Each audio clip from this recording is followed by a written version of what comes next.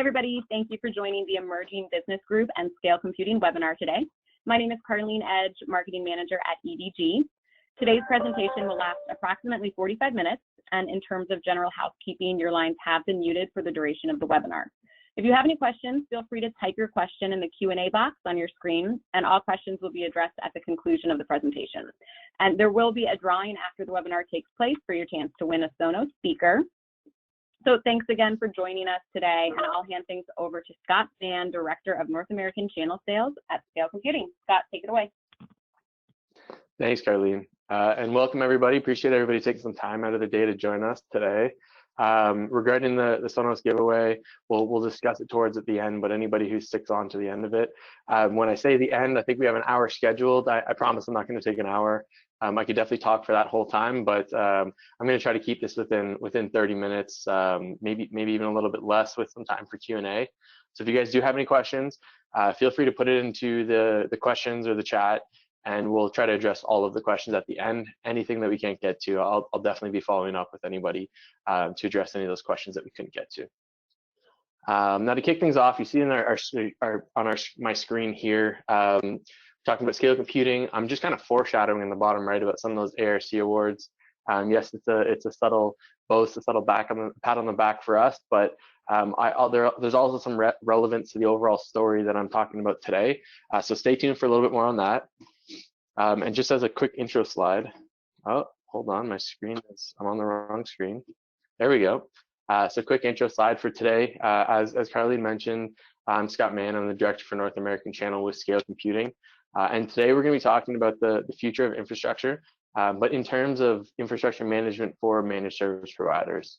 So that takes a lot of different, it covers a lot of different facets of a managed service offering, in terms of your client's devices, your client's hardware, your client's infrastructure, all the way back to your infrastructure, hybrid cloud, your own private cloud.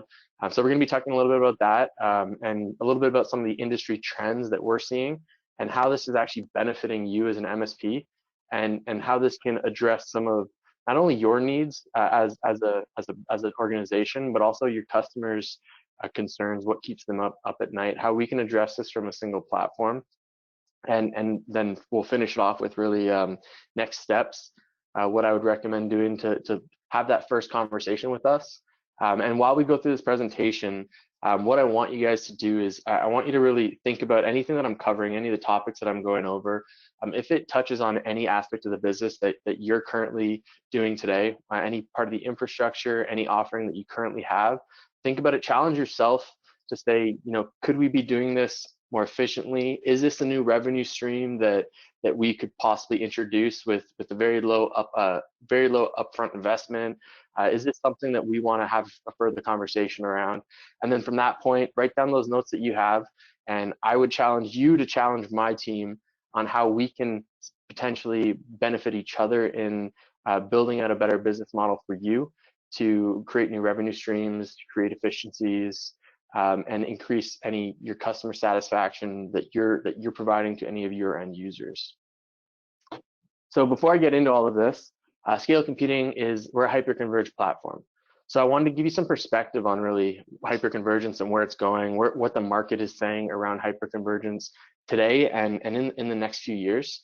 And this stat right here really stood out to me because I think the important part of this is this is from Gartner's Integrated Systems Forecast. So it's a very, very current, I think it's from November of this year.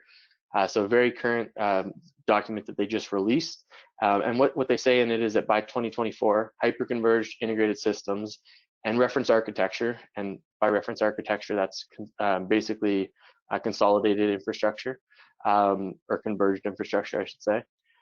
Those two categories will represent 90% of the total integrated systems revenue. So basically of the data center space, those two, which are the two areas, converged and hyperconverged, are really the two technologies that there's been a lot of innovation around for the past decade, 5 to 10 years.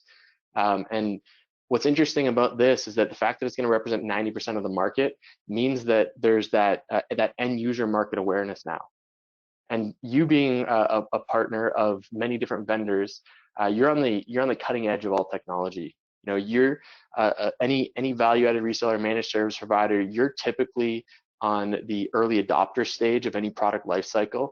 So why this 90% is quite relevant is because what that means is that all of these data center focus that's been happening over the past decade, we're not in that early adoption phase of the next trend that's happening in the data center. We're actually on we're past that maturity stage now. We're at the stage where the customers are now adopting it. We're seeing this mass adoption. And what that means for you and what that means for the technology is that there becomes less innovation in the technology. Innovation still exists, but it exists somewhere within those organizations, somewhere else within those organizations. So what you're seeing in the data center space is that people are adopting the new hyperconverged, converged infrastructures like HC3 scale computing solution. But now the innovation is happening outside of the data center. It's happening at the edge. It's happening with public and private clouds.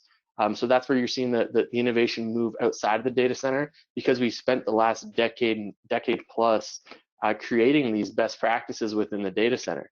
And why this is very relevant is because hyperconverged systems itself, they're not really something that you as a managed service provider think of, hey, this is going to be great, it's going to work for all of my customers. Maybe when you're thinking about hosting a system for one of your customers, or hosting your own infrastructure, creating your own private cloud, then that's a great solution for it. But for 80% of your customers, a hyperconverged platform wasn't targeted towards that under 100 seats. That hyperconverged platform was targeted to those customers that have a data center. And typically those customers under 100 seats, they don't necessarily have a data center. They might have a closet, they might have a single server. And why this is very relevant is because that innovation is now moving to those types of customers. Now we're seeing the innovation come to be able to benefit those customers, which means that the innovation is something that you can bring into your business model to be able to offer to your customers, to be able to increase your own efficiencies, increase your revenues, your profits, and keep the downtime and security threats away from those customers in this consolidated system that is a hyperconverged platform. I'll get into a little bit about that. I just want to kind of set the tone and preface what we're talking about here today. So this also is an interesting way. I started off the first slide with the annual report card, the logo in the bottom right there. And we've won 2 years in a row. And basically CRN's annual report card, what they do is they have 25 plus categories, maybe it's 24, but they have plus 20 categories, and it's all different categories across anything in the IT space. Last year, we applied into the desktop and server virtualization, as well as the converged, hyperconverged. So basically what I was talking about on the last slide. And we won both of those categories. So we were the front runner, and we won all the subcategories in both of those as well, which is fantastic. And what's interesting about this year is that there's a new category in place. So this is kind of really segues well into my conversation that we were just having. Now there's this new category called edge computing. And what they've eliminated is that desktop and server virtualization category. And what that says to me is that in the market now, desktop and server virtualization has become commoditized, right? The functionality, the expectations, it's commoditized. And there's this new innovation that's happening at the edge. So now they've created this new category, and this is really what you're going to see in the industry. So you want to be in that early adopter stage. The early adopter stage is let's see what's happening from an innovation perspective at the edge. And this year we won both hyperconverged/converged, as well as the edge computing category. So that says a lot about where our vision is going, where the market is seeing it going, and then where some of the top analysts in the or some of the top press in the world are seeing the same market go as well. So everything's very well aligned from that perspective. Now to take a step back, let's talk about what hyperconvergence is, though. Now hyperconvergence, it's the foundation of our overall platform. But to me, hyperconvergence is technology. Hyperconvergence isn't a solution, it's a technology, and the solution is the application of that technology. So hyperconvergence itself, from a technology standpoint, is taking server storage and virtualization, and it's integrated into a single appliance. So it's using software to take different layers of hardware and make them work like one single cohesive system. And it's important to cover what that means, but really, hyperconvergence is just the starting point for what the overall platform is and what this means to you as a business and an offering that you could leverage it for. And we've grown much further than just talking about the servers and the storage and the virtualization, because the infrastructure itself for your customers is expanded as well. Now we got to think about, you know, the security risks around it all. You got to think of the backup, the disaster recovery, the desktops. How do we work from home? And all of this is now incorporated into that single infrastructure. And the core concept of hyperconversion is consolidation. So you don't have to deal with 10 different vendors to do this offering. You can deal with a single vendor that you can Lego block and build up as you need, or choose which Lego blocks you want depending on what the customer's needs are. And that's at the foundation of our HE3 platform for MSPs is that I'm going to talk about today. And when you think about it, hyperconvergence, if you went up to one of your customers, and you're probably not talking to somebody in IT in many scenarios, you're talking to an owner, and you said, hey, I've got this great hyperconverged platform for you. Here's the things that it can do. It can consolidate server storage and virtualization. It's fantastic. They would say, why do I care?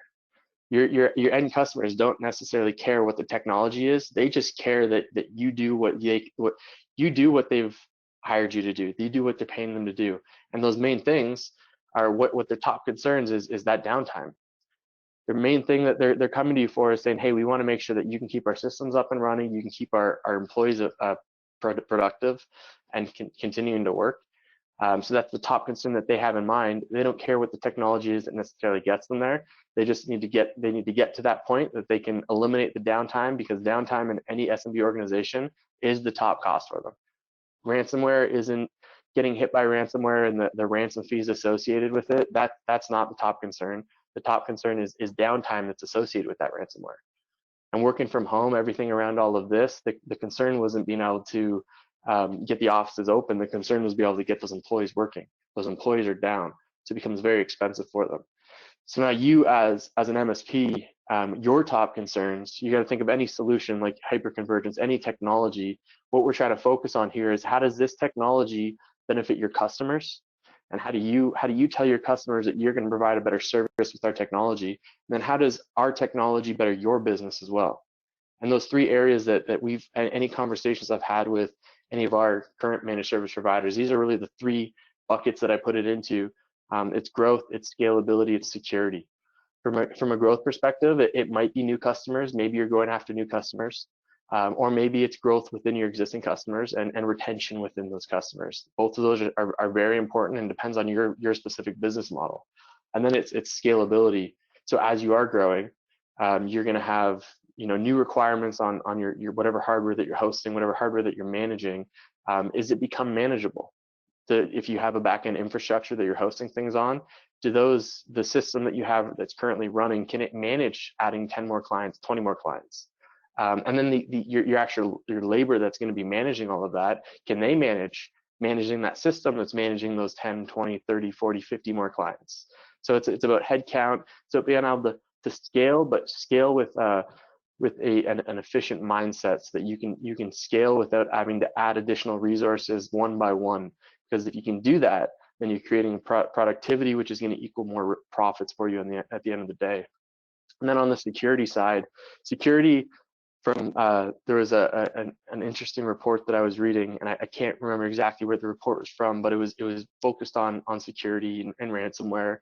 And one of the main things that stood out to me was that it basically said that managed service providers, one of their top things is security for their customers, but it was very low on how much their customers actually care about security. So that the managed service providers are very aware of it and they're trying to educate their customers, but your customers aren't concerned about it, because your customers, they're concerned about that downtime, but they're not concerned about the ransomware and everything, because that's what you're there for. So you're there to provide that security for them, and you're there to advise them on what they should be doing.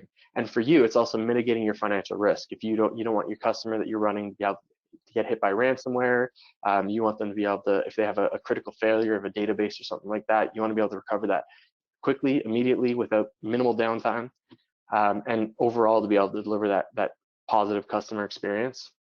So what I'm saying with all of this is, these are the areas that I think that we can help you with. The downtime with your customers, and these areas within your organization, growth, scalability, and security. We've built a platform where pick and choose what you want within the platform, but we can help you in all of these different individual areas. And these are the areas that I would, back to the start, that I would want you to think about, to try to challenge how you're currently doing things and how maybe we can do things a little differently together. And ultimately, we want to be able to provide you with All of these three top concerns for an MSP, all of them equal profit. At the end of the day, it's revenue and profit that you're going after. And how can we do this better than what you're currently doing? How can we make it a little bit more efficient, or how can we add new revenue streams to it? So this brings you to our platform. So I call it HC3 is the product. HC3 is our all-in-one infrastructure platform, and we charge this all on a monthly basis. So we've built a specific pricing model to be monthly. There's different conversations about CapEx and OpEx, and we can definitely dive into that a little bit more if that's something of interest to you. But the way I look at this is, actually, I think the circle's going backwards here. I kind of look at it from top left and go around clockwise from there.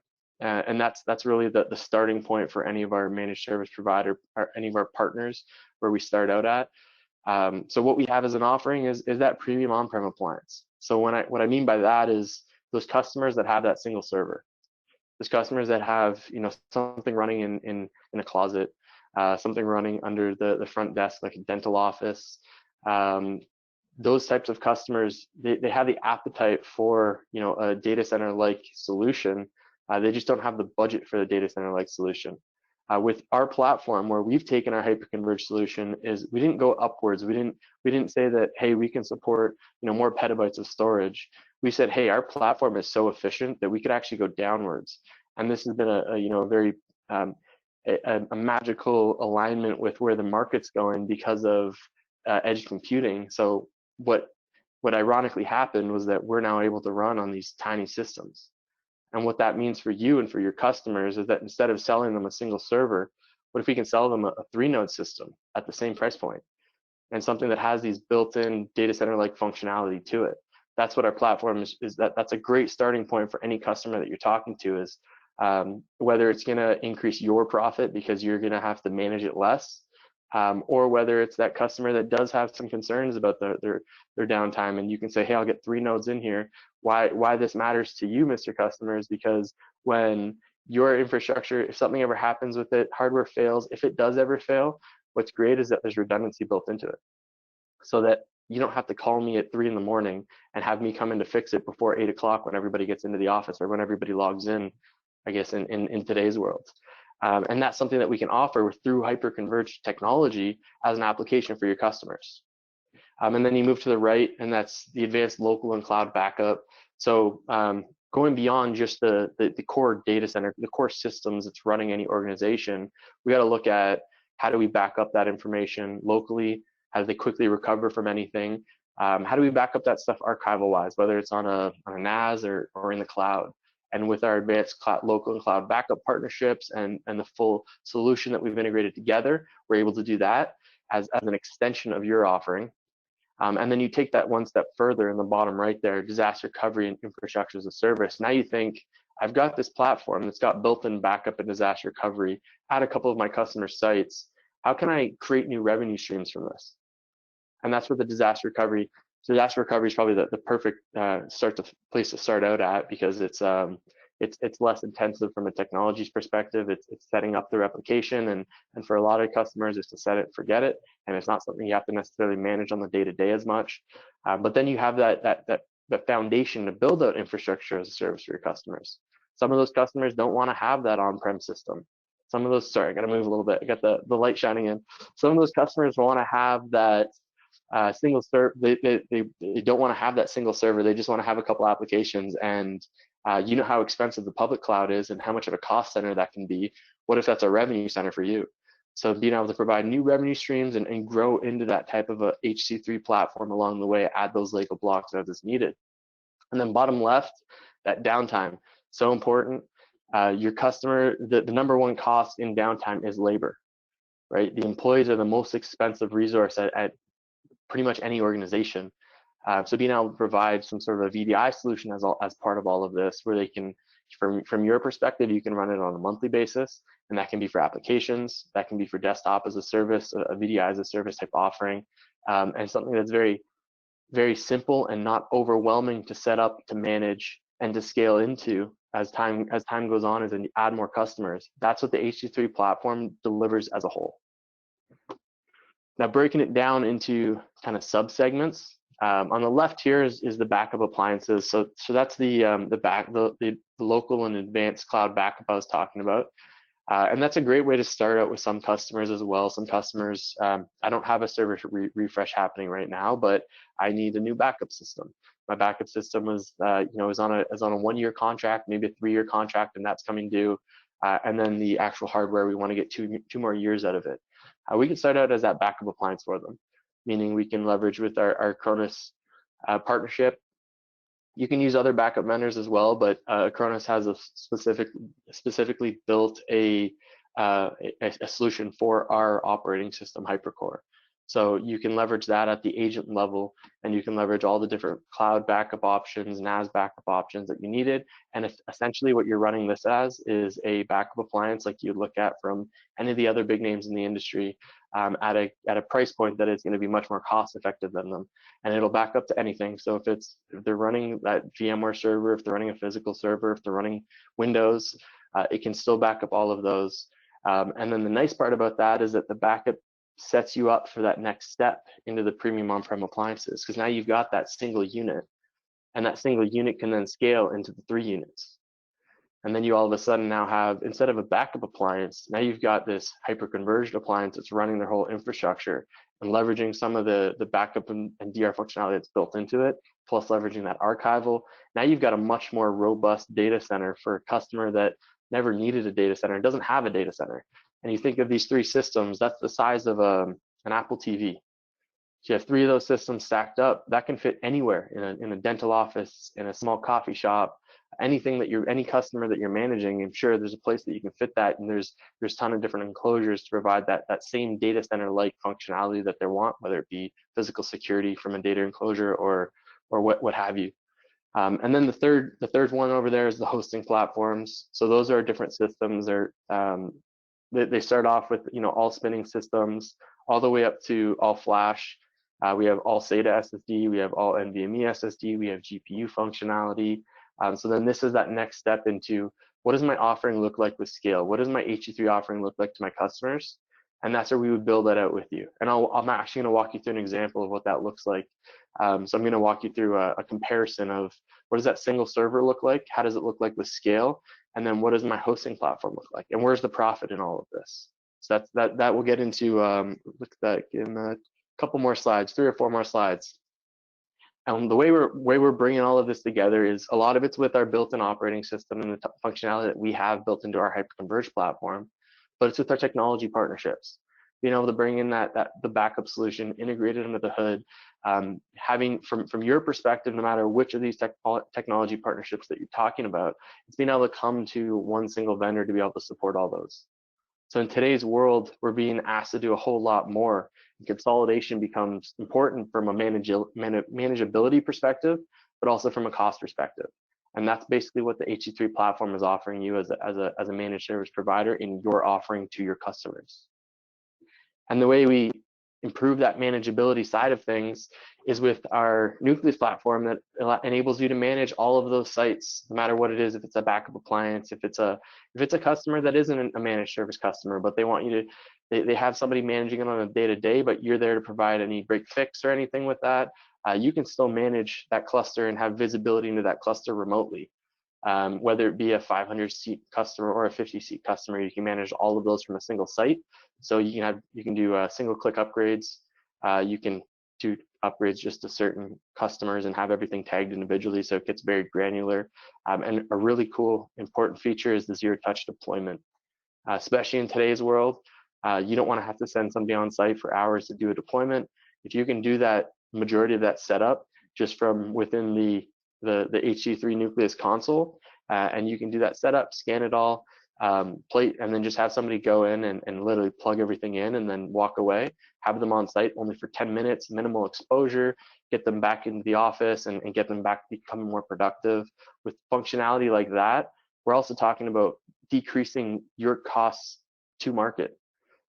So being able to decrease your labor costs to be able to manage these customers, which is a really important aspect that I think it's overlooked a lot. Now I want to walk you through basically a TCO scenario. So kind of a TCO comparison of what it looks like to do that single server deployment with just a standard commodity server, and what it looks like to do that with HC3. So this is really where I challenge most to say, the next time you have that single server refresh, let's walk through this together. Let's walk through this exact scenario. Let's understand what your customers' needs are, and specifically what they're going to value in that solution that you're currently offering, and let's match it with an HC3 solution. So on here, this is a live, an actual scenario that I walked through with a partner, and this was the exact pricing that they gave me from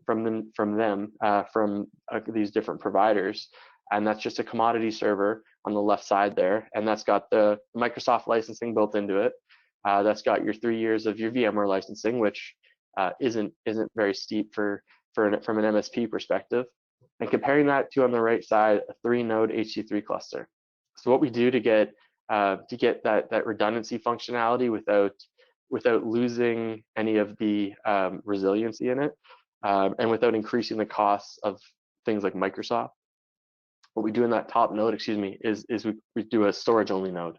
So storage only means that it's not going to be in the pool of compute resources. It's just going to be redundant for the storage perspective, and that means that we don't have to pay for an additional Microsoft licensing.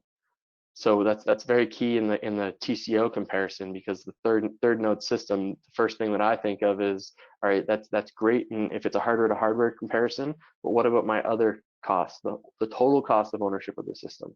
And that has to include that Microsoft licensing. So this here would include your 3 nodes with your Microsoft licensing on 2 of those nodes, and simply turn on that third node if you ever did have a failure, so you still have that resiliency.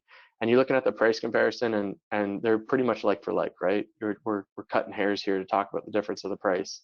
But what this has built into it is that high availability, and it's that built up backup and disaster recovery functionality, and something that you can manage from a remote perspective, whether it's a customer that's, maybe this expands out how far you can manage your customers. If you're managing them only into a driving distance of a certain time or a certain amount of miles, you can now manage a little bit further, because you can manage all of these customers remotely. And it's okay if it takes 2 hours to get on site there. Now, taking that next step and going into, all right, what is it? I've got everything solved for my customer on-prem for them. I've got that premium appliance for those customers. How do I leverage the built-in functionality to build in a new revenue stream? And the starting point, like I mentioned, the best way to start is at that disaster recovery as a service model. So disaster recovery as a service, you need a replication target, and we can leverage different clouds, just like with the Acronis Cyber Cloud. You can leverage Acronis' cloud for the backup piece of it. But where there's a lot of profit potential in a solution like this is that instead of leveraging somebody else's cloud, it's building your own cloud and building a hosting cloud for you to be able to replicate all those customers into, to be able to provide that DR target, and then have enough resources to be able to spin them up if it's needed. And this was, again, an exact same scenario that I walked through with the customer, with one of our partners. And what was really interesting about this is that with the offering that they were charging to their client, it took 3 clients at the price point that they were charging it at to be able to be basically on a month-to-month break even. So they're profiting each month by about a third of the third customer's total cost, and that cluster itself can support upwards of it was in the 20s of amount of customers that it could support. So ton of different profit potential. And the overall 5-year, we worked out with them to say, like, what does this revenue stream look like over the 5-year of just having this 3-node system and not having to scale at all, which are other things that we want to factor in if growth is exponential. But that 5-year profit potential was nearly $1 million. It was $750,000. So a ton of potential within this. And when you see how easy it is to manage this system, that's what became very attractive for them. That's what sold them on it once we got this all set up. Now, when I say that, how easy it is to set up, I don't want you to take my word for it. And what I want to get into is really the next step of, after I mentioned to challenge us on how we can help your business. But there's also what's that next step to get me comfortable, to get my techs comfortable with this. And what we've done is we had with this HE150 platform, I find that a lot of partners underestimate the actual potential of the system. So what we wanted to come out with, I'm going to shift again, sorry. What we wanted to come out with was a what we did come out with was an HE150 partner promo. So we want to get this in your hands. We want to get a cluster in your hands so that you can set it up, you can deploy it, you can get trained on it, you can see what the actual installation looks like. You can test out that zero-touch deployment. You can have your techs play around with it, test out workloads on it. And what's been really interesting is that when we've got this into the hands of some of our partners, they've come back to us with use cases that we didn't even consider. And so what we want to do is we wanted to get this into everybody's hands, and to do that, we wanted to offer them a free cluster. Now, the way there's an asterisk beside free cluster, and what I mean by that is that it's after a rebate. So the intention is to get this into the hands of the partners that they feel that they can build a business out with us. And if we're gonna build a business out together, we want to make sure to get this in their hands for free. And there is an upfront cost to this, and the promos, the upfront cost you can see in the bottom right there of the screen. Those are the different costs of the actual hardware. What we're doing is we're doing a hardware pass-through on the costs, and we're giving that first year free support, and we'll extend out that support as we build a business together, and the free installation as well. Now, in the first customer sale, so now we go and sell this to a customer, we're going to rebate back the cost of that cluster so that it becomes free for you. And when I say rebate, I mean we're going to actually cut a check to the business so that the business is break even on that entire investment, and that whole cluster became free for you. And then what you can do with this is you can use this for an internal demo setup. You can use this for testing in your own environment, or you can use this for POCs with your customers. You can go place this at your customer, get them all set up. When they sign up, then you just leave it there, and then get yourself another one. And you can rinse and repeat in that fashion. And then we're also doing a big push around this in the edge computing space. So if anybody does have any of those distributed type of customers that have 10 plus sites, we're doing a big push around this. So those customers can actually go to the site, go to our website, and let's see, I actually have it open here. They can go to our website and they can fill up for a free trial of this. And the way we're seeding this to our partners is that if you have one of these clusters and you have it in the region that this customer's filled it out, and we're gonna use our existing partners that have it to provide this as a lead gen system for both of us. So another great opportunity that's kind of besides the purpose of this, but it's another lead gen opportunity and maybe a new market that you're trying to get into anyway. So it could be a great opportunity for both of us. And I mentioned before that we have, there's a lot of potential in these systems that maybe we haven't even realized yet. So some of the use cases that we worked through, number one was a video surveillance use case, and using an HE150 cluster, and I have all the specs on that actual cluster. It supported up to 50 milestone security cameras. So that's why earlier, if you're paying attention to one of my slides that had milestone on there. So if you're doing some sort of a security camera deployment for your customers, or you want to layer on, converge the security cameras into the management for their on-prem system, we can do that. We can, with an HE150 cluster, they're able to do 50, and I believe HE150s are certified for up to 100 cameras, which is a ton in that space. And then there's also our larger systems that will be able to support a lot more. And then there's, from a VDI perspective, think about taking a 3-node system and being able to run 25 concurrent VDI users. And you can see the workloads that we actually had running there, and the requirements that we had from the cluster, making sure that it's 30% of CPU utilized, so that we're not saying it'll support 25, but it's at full capacity at that point, and being able to manage all of that with a small, tiny cluster for customers that you probably would never think that I'm going to put this VDI cluster in for. I'm going to put a VDI cluster in for. Now we just brought this to market to say you can go and do that, and you can do it from a cost-effective, easy to manage, very profitable manner. And with that, that is the last of my slides. I don't know if there's any questions in here, but I'll check the questions tab. I do see some. All right, we'll get to the questions now. If anybody does have any questions, I'll get to the ones that are currently in there right now. Anybody has any questions, feel free to put it in the chat. There's also my information on here, so feel free to reach out to me. It's sman with 2 n's at scalecomputing.com, or a general alias is just channel@scalecomputing.com. And if you want some more information, you want to see what it looks like to become a partner of ours, our sign-up process is very simple. There's no minimum requirements to become a partner. You just have to click accept on a standard partner agreement, and you become a partner. And then from there, it's how we engage together. It's let's build out a plan and make this very profitable for both of us. All right, first one is good day from Ivan. Good day, Ivan. If we build out our own cloud, I would worry about the reliability of our own internet at our main office. Do you offer a solution hosted by Scale? So we don't have our own hosted solution, but we do have partners that want to leverage other colo locations to be able to provide that dual ISP connectivity. That if you don't have that figured out, you don't have that at your office. So there's definitely that's a very common question that we've been asked. They want to have something hosted by somebody else, and we do have partners that are basically partners for our partners that we can definitely set you up with, or just a standard colo that we can set you up with. We've had these conversations with them before. So I would say if you have that scenario and you want to talk in a little bit more detail about it, definitely reach out and I'll connect you with the right people to get that conversation going. Will the recording be made available for review? It looks like this session is being recorded, and Carlene will typically send afterwards.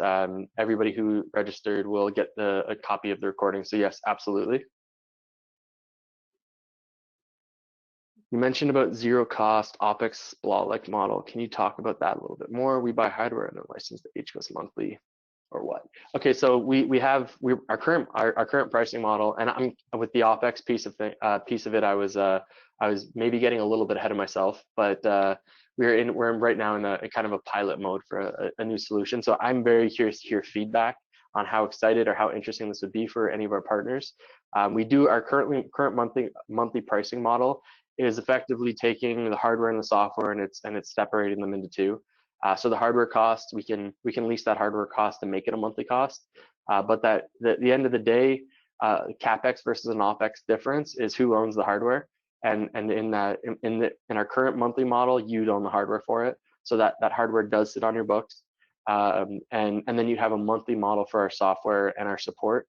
So that software support would be whatever it is per month for 12 months. We can do up to 60 months, or it can be 12 months and just renewed on a month-to-month basis. Now, what we get a lot of feedback from our partners asking for this OpEx type model, and basically there's different reasons that they want to go down that route. So it's something that we've been piloting, and I'm very curious to get any feedback on it. But essentially, it would be something completely taken off of your books, wouldn't be on your customers' books. It would be underwritten from our side of things, so that it would be a true, fully OpEx hardware as a service type model where you're just paying for the month to month on what that is. Think of it like a cell phone bill. You get your cell phone, you have your service provider providing you with whatever services on that monthly basis, and you're paying just monthly for that charge. And then after 3 years, you want to continue to use it, you can continue to use it. Or you want to trade up, you can trade up. That's the type of model that we're looking into, and I would love feedback if that's very interesting. We've piloted it with a couple of partners right now, and I'm very inclined to do it. Just connecting a couple of the dots, and would love any other feedback or anybody that's interested in hearing more about it. Awesome. Yeah, Thomas, absolutely reach out to us. I'd love to talk to you about it. And with that, it looks like that's all the questions. I don't have the comments. I don't have the chat open. No. I think that's all the questions. If there's anything else, feel free to reach out. Once we get the report afterwards, it shows all the attendees. I'll roll through it, and we'll do a random draw. We just have I just use a nice little app that does a random draw for anything you pull from an Excel. And we'll send an email to one of the winners. And hey, might be a nice little holiday surprise for one of you on this call today. And with that, I appreciate everybody's time today. Any questions, please feel free to reach out. And I look forward to speaking with all of you.